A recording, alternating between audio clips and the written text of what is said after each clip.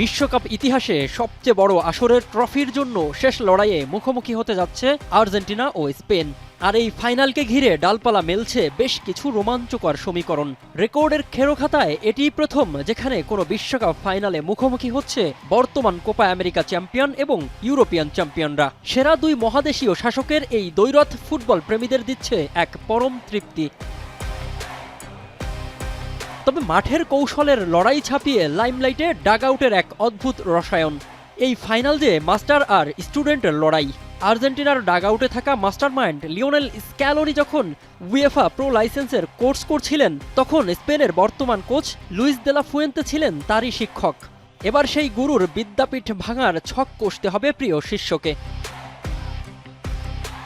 ইতিহাসের দরজায় কড়া নাড়ছে আলবি সেলেস্তারা। ফুটবল ইতিহাসে সপ্তম দল হিসেবে পরপর দুইবার বিশ্বকাপের ফাইনাল খেলার কীর্তি গড়তে যাচ্ছে আর্জেন্টিনা। আর এই রূপকথার মহানায়ক লিওনেল মেসি। ব্রাজিলের কিংবদন্তি কাফুর পর মাত্র দ্বিতীয় খেলোয়াড় হিসেবে তিনটি ভিন্ন বিশ্বকাপের ফাইনাল খেলার অতিমানবীয় রেকর্ড গড়তে যাচ্ছেন এলেমটেন।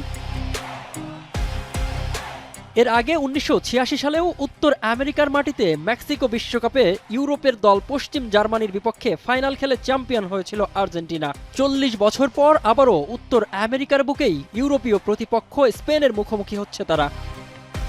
আমি ভরসা রাখি হিরন স্মার্ট ওয়াটার পিউরিফায়ারে। এত সব রেকর্ডের ভিড়ে একটা রেকর্ড এবারও থাকছে অপরিবর্তিত। 96 বছরের বিশ্বকাপ ইতিহাসে এখনো কোনো ভিনদেশি কোচ কোনো দলকেই জেতাতে পারেনি এই বৈশ্বিক শিরোপা। এবারও নিজ দেশের কোচ নিয়েই ফাইনাল খেলতে যাচ্ছে দুই দল। সব মিলিয়ে ইতিহাস আর রেকর্ডের চাদরে মোড়ানো এই মেগা ফাইনাল। গুরুর কৌশল নাকি শিষ্যের তারুণ্য, স্প্যানিশ ভাষার এই মহাযুদ্ধে শেষ হাসি হাসবে কে তা দেখার অপেক্ষায় পুরো বিশ্ব।